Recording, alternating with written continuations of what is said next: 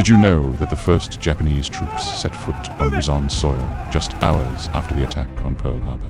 This is the story of the invasion that changed the Philippines forever. It was December 8th, 1941, a day that had started quietly. Many Filipino families were going about their morning routines.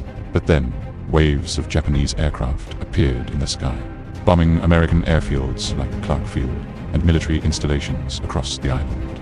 The war had arrived in the Philippines. Just 2 days later, Japanese soldiers began landing on the northern coast of Luzon.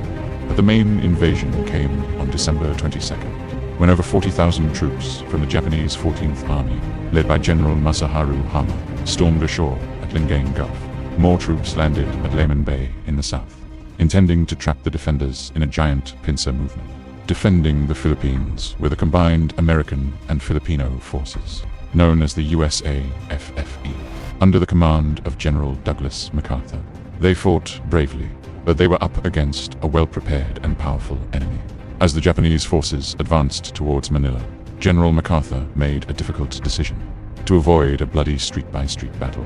He declared Manila an open city on December 26th. The capital would not be defended. Instead, he ordered all his soldiers to pull back to the rugged Bataan Peninsula and the fortress island of Corregidor.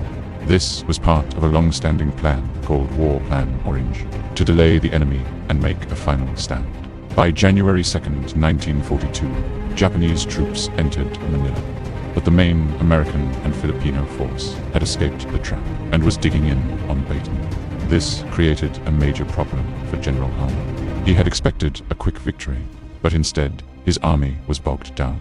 For the next 3 months, outnumbered and with supplies running low, the defenders of Bataan held their ground. They fought through the jungle and mountains, slowing the Japanese advance.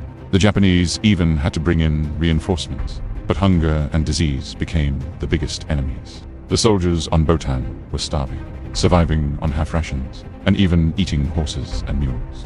Finally, on April 9th, 1942, more than 70,000 exhausted and starving Filipino and American soldiers were forced to surrender. What followed was one of the most tragic events of the war, Bataan Death March. Prisoners were forced to walk over 60 miles in scorching heat with little food or water, and those who fell behind were often beaten or killed.